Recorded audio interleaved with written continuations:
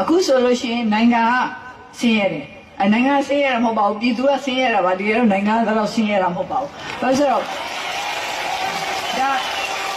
ကျမအမြဲပဲဒီဟာကိုခွဲခြားပြီးတော့ပြောပါတယ်ပြည်သူဆင်းရဲတာနဲ့နိုင်ငံဆင်းရဲတာနဲ့ကျမတို့နိုင်ငံဟာကမ္ဘာတခြားနိုင်ငံတွေနဲ့ရှင်လိုက်လို့ရှိရင်တဘာဝတရားဇာတပစ္စည်းအများကြီးကျွယ်ဝတဲ့နိုင်ငံမှာဥပမာဆိုလို့ရှိရင်ကျမတို့ရဲ့တစ်တော်တွေပြုံးနေသွားတယ်နော်အင်ပတာမကဘာနေပြီးတော့တံပိုးထားတဲ့ကျွတ်တစ်တော်တွေဆိုရင်တော်တော်များများဟာပြုံးနေသွားပြီပျောက်ကွယ်သွားပြီဒါကသဘာဝတရားဇာတတွေဘာဖြစ်လို့ပြုံးနေသွားလဲပျောက်ကွယ်သွားလဲဆိုတော့ကျမတို့ရဲ့တကယ်ယတနာတွေဖြစ်တဲ့ပြည်သူလူထုနိုင်ငံသူနိုင်ငံသားတွေအနေနဲ့ဒီတစ်တော်တွေကိုမကာကွယ်နိုင်ခဲ့လို့မစောင့်ရှောက်နိုင်ခဲ့လို့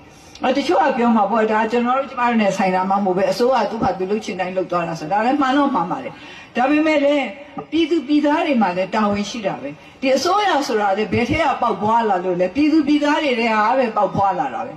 အဲ့တော့ကျွန်တော်တစ်ခါလေးစဉ်းစားကြည့်တယ်ဒီလိုတာဝန်မဲ့လုပ်တဲ့အာဏာရှိတဲ့လူတွေနေရာရှိတဲ့လူတွေဘယ်လိုမိသားစုတွေမှာကြီးပြင်းလာတယ်လဲသူတို့ရဲ့မိဘတွေကဘယ်လိုများသွန်သင်ဆုံးမခဲ့တယ်လဲဆိုတာကိုကျွန်မတစ်ခါလေးစဉ်းစားမိပါတယ်